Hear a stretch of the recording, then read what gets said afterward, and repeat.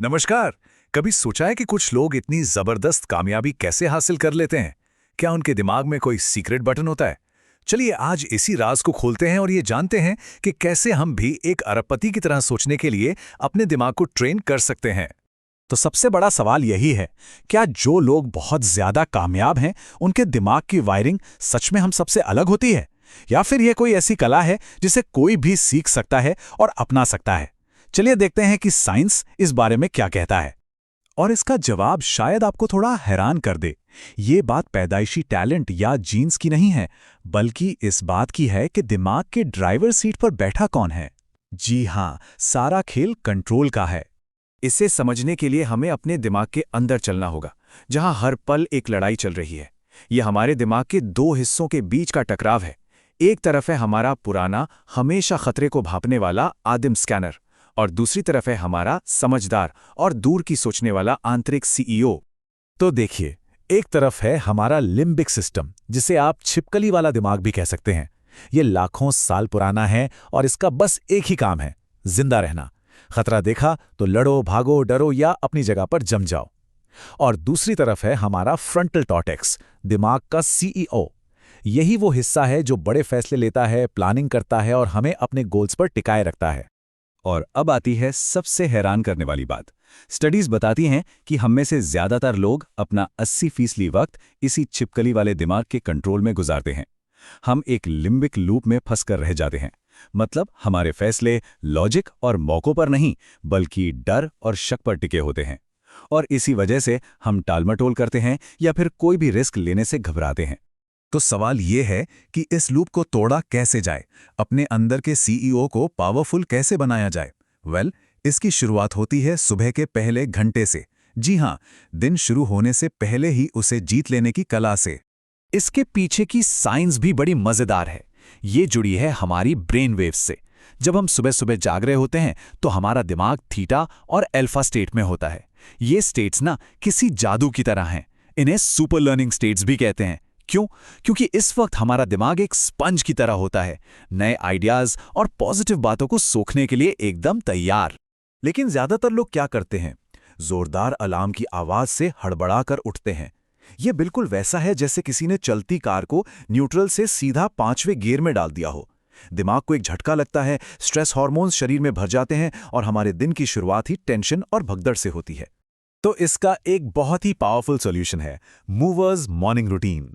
ये 6 स्टेप का एक ऐसा फ्रेमवर्क है जो पूरे दिन का मिजाज बदल सकता है। एम से मेडिटेशन यानी ध्यान, जो मन को शांत करता है। ओ से ऑक्सीजनेशन, गहरी सांसें जो एनर्जी देती हैं। वी से विजुअलाइजेशन यानी अपनी सफलता को आंखों के सामने देखना। ई से एक्सरसाइज, जो शरीर को जगाती है। आर से रीडिंग, कुछ अच्छा पढ़ना। और एस से स्क्राइबिंग यानी अपने विचारों को लिखना। तो मॉर्निंग रूटीन तो बस एक शुरुआत है। असली काम तो है अपने इनर सीईओ को लंबे समय के लिए मजबूत बनाना, क्योंकि यही हमारी सबसे बड़ी ताकत है। न्यूरोसाइंस का एक बहुत ही फेमस प्रिंसिपल है, neurons that fire together wire together. इसका मतलब बहुत सीधा है। हम जिस भी सोच या आदत को बार बार दोहराते हैं, हमारे दिमाग में उसके लिए एक पक्का रास्ता बन जाता है, एक मजबूत हाईवे की तरह।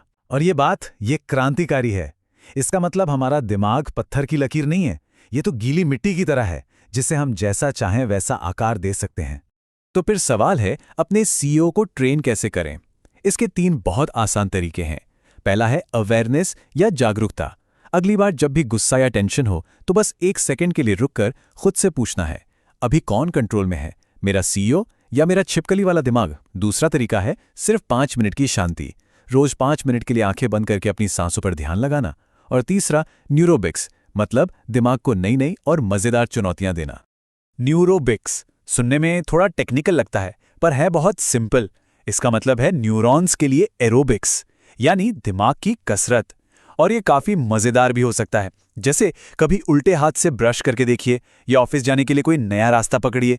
ये छोटी छोटी चीजें ना हमारे दिमाग के ऑटो पायलट मोड को तोड़ देती हैं और उसे नए कनेक्शन बनाने पर मजबूर करती हैं। और हाँ, विजुअलाइजेशन यानी कल्पना करने की ताकत को तो कभी भी कम नहीं समझना चाहिए। एक हैरान कर देने वाली स्टडी हुई थी। उसमें पाया गया कि जिन लोगों ने हर दिन सिर्फ पियानो बजाने के बारे में सोचा, उनके दिमाग में ठीक वैसी ही ग्रोथ हुई जैसी उन लोगों में हुई जो असल में पियानो बजा रहे थे।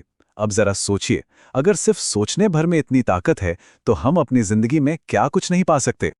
ये बात इसी कहावत को सच साबित करती है, first you become here then you become there. मतलब बाहर की दुनिया में कुछ भी बनने से पहले आपको उसे अपने अंदर, अपने दिमाग में बनना पड़ता है।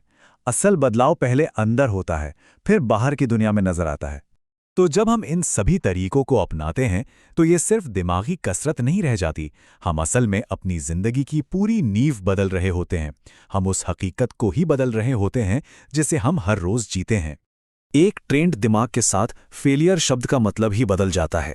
वो एक डेड एंड नहीं रहता, बल्कि एक नया रास्ता ढूंढने के लिए सीढ़ी बन जाता है। हर ठोकर एक सबक बन जाती है और हर चुनौती एक पहेली जिसे सुलझाने में मजा आता है।